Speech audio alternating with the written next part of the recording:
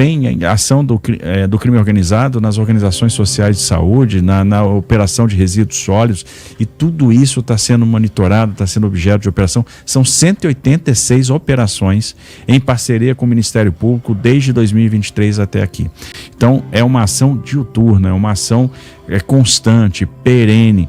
Você veja o seguinte, olha o que aconteceu na Cracolândia. Muita gente não entendeu o que aconteceu lá. A gente fez um trabalho silencioso, um trabalho de base, um trabalho de pesquisa. A gente pesquisou muita literatura. Como é que Frankfurt, Lisboa, como é que Nova York lidaram com cenas abertas de uso? Qual é a aliança de política pública que a gente tem que fazer? Política de segurança, política de habitação, a política de desenvolvimento social, a política de um grande investimento, um investimento que seja notável, né? O acolhimento das pessoas, dos dependentes químicos, a política de saúde.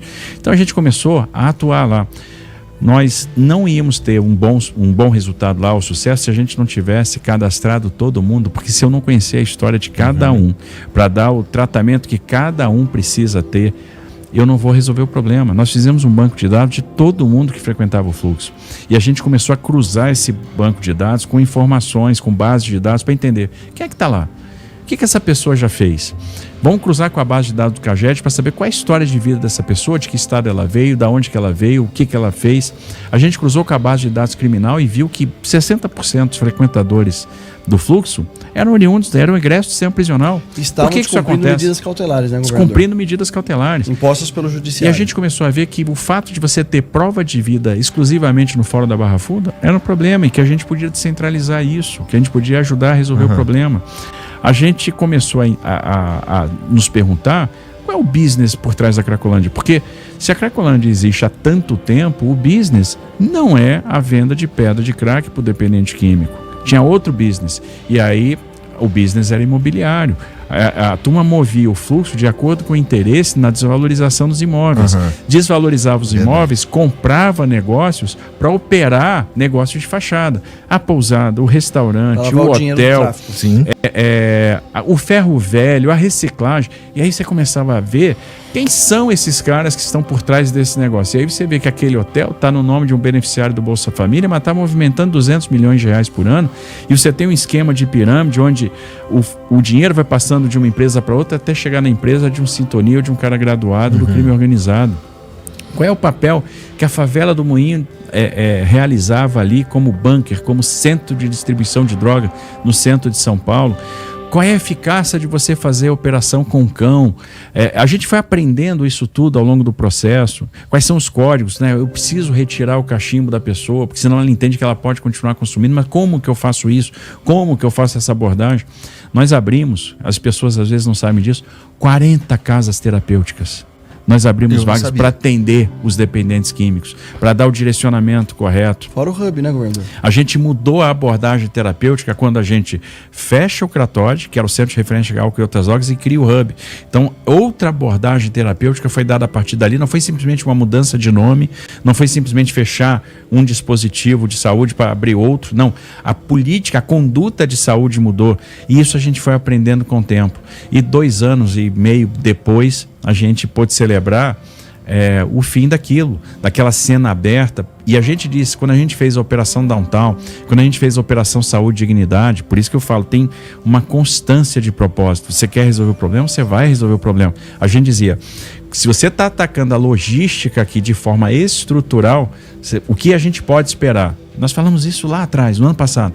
A desidratação contínua da Cracolândia. A desidratação contínua do fluxo. E foi o que aconteceu. E um dia o pessoal se surpreendeu. A imprensa descobriu que a Cracolândia não tinha mais ninguém, que o fluxo estava vazio numa segunda-feira. E ela estava vazia desde a quinta. Né? Porque a gente não falou nada. Trabalho constante. Trabalho com constância de propósito.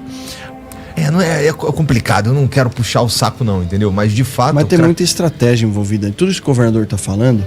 Isso foram horas e horas de planejamento operacional e a gente entendendo e falando, olha, o bunker é a favela do Moinho. Nós temos que entender quais empresas estão lavando dinheiro do tráfico da Cracolândia, não só da Cracolândia, do PCC de forma geral.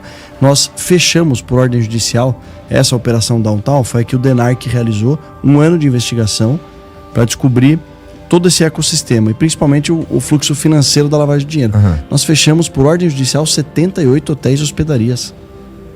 E temos 210 milhões de reais bloqueados na justiça, porque o Poder Judiciário determinou o bloqueio de até 5 milhões nas contas. Então eram hotéis com 3, 4 quartos, aqueles hotéis extremamente simples, né, aquelas hospedarias, que tinham uma tripla função: armazenar droga, a grande quantidade de favela do Moinho.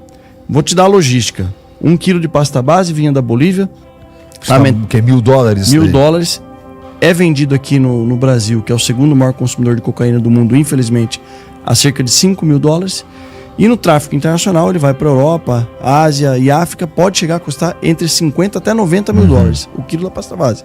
Só que esse caminho... Tá lucro, hein? Pô, se Pois existisse um produto assim lícito, né? Não existe. Não existe. É por Nem isso o ouro. que dá tanto dinheiro, por isso que eles se infiltraram em vários negócios em tese lícitos, Porque eles têm para que fazer poder isso, lavar lavar o esse dinheiro, que esse grande volume de dinheiro que eles têm no tráfico internacional. Agora, quando eles estão entrando num negócio lícito, eles também não cumprem a regra do jogo e vão matando a concorrência. Quem cumpre a regra do jogo. Eles matam a concorrência. Eles vão destruindo o setor de combustível lícito, eles vão destruindo os setores regulares da economia. E por isso que a gente tem que olhar isso com muito cuidado. E ainda mais num setor como o de combustíveis, a gente consegue ficar sem combustível? Não. Esse eu participei de um fórum, uma palestra com o setor, semana retrasada em Campinas, o evento da Recap, e eles falavam: eu sou proprietário de um produto que eu não preciso anunciar meu produto, porque é um item essencial. Ele vai ter que parar no posto de gasolina para comprar o combustível. E quando o crime organizado se infiltra num setor como esse, que é um setor essencial, como é o setor da saúde, como é outros setores, é muito prejudicial para a sociedade. Mas na região da Cracolândia, 78 hotéis e hospedarias, são hotéis que tinham a tripla função de armazenar droga, que vinha Bolívia, Baixada Santista, fazia o refino, a mistura, né? Vinha para o bunker, que era a favela do Moinho, e distribuía nesses 78 hotéis, hospedarias, ferros velhos. Ali ele fornecia espaço para o usuário, armazenava droga e o principal, depois de um ano de investigação, usava o CNPJ para lavar o dinheiro.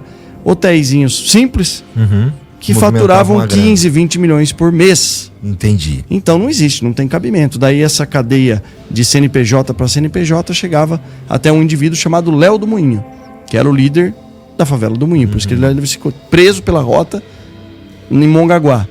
E daí, depois dessa investigação, continuamos as investigações. A irmã dele, presa, chamada Alessandra Moja, presa depois, recentemente, na comunidade também, na favela do Moinho. Aliás, ela que fazia manifestações públicas contra... Eu nunca vi isso, é inimaginável. Ela era contra o governador Tarcísio de Freitas dá para a população uma casa própria. Aquelas pessoas estão sem atendimento habitacional. E o que eu falo, você vai ser efetivo se você conseguir fazer aliança de política pública. Ali, você tinha as pessoas morando comprimida entre duas linhas de trem, num local insalubre, num local que já teve incêndio, foram 3 incêndios lá. E, às vezes 5, 6 casas compartilhando um único banheiro. Digo, bom, a gente quer desmobilizar isso, vamos transformar esse cenário, esse espaço, vamos transformar o que é a favela do Moinho hoje no Parque do Moinho e na estação Bom Retiro da CPTM, vamos. Então eu vou dar o atendimento habitacional. E a gente está dando, o Estado está entrando, está bancando o apartamento. 70% das pessoas já saíram e já receberam seus apartamentos. A gente tem feito mudanças constantemente. Amanhã a gente tem mudanças, tem pessoas que vão receber a sua chave, o seu apartamento do Estado. E as pessoas querem isso, porque elas queriam sair de lá, elas não querem ficar sob julgo do tráfico. As pessoas estão recebendo essas moradias? Imóveis, uma carta de crédito de R$250 mil, então onde a gente já comprou o apartamento e a pessoa concorda em morar naquele endereço, a gente está levando aquela pessoa para aquele endereço. Às vezes a pessoa quer que um imóvel fique pronto, então ela vai para aluguel social para depois entrar no imóvel que nós estamos construindo ou adquirindo, ou então a gente vem com a carta de crédito e com a compra assistida. Então todas as opções nós temos. Como alguém pode ser contra isso? E tem gente que é contra, mas por quê? Porque aquelas pessoas eram escudo do traficante. E ali tinha uma posição estratégica para a logística do tráfico.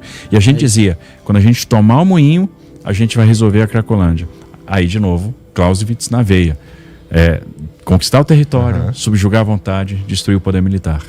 E aí, até discordando um pouco do Reinaldo Azevedo, eu acho o seguinte, governante nenhum vai tomar um risco desse e vai botar uma polícia que você tem apreço em risco. Você faz a operação quando aquela operação é necessária. Exato. E veja, se os bandidos tivessem se entregado, depusessem as armas e dissessem, não, eu quero ser preso, eles seriam presos como mais de 100 foram presos, né? E no final, a sociedade, o Estado precisa dar resposta. O Estado não pode ser mais subjugado, não pode ter áreas dominadas pelo crime. Obrigado por nos acompanhar. Se você gosta do nosso conteúdo e quer nos ajudar a continuar trazendo informação de qualidade, apoie o canal com qualquer valor através do QR Code. Não esqueça, curta, comente e compartilhe nossos vídeos. Isso faz toda a diferença. E o melhor, torne-se membro assinante do canal. Por apenas R$ 15,99 por mês, você tem acesso exclusivo às notícias mais recentes da atualidade e ainda fortalece o nosso trabalho. Assine agora e fique sempre um passo à frente, recebendo informação antes de todo mundo. Contamos com você!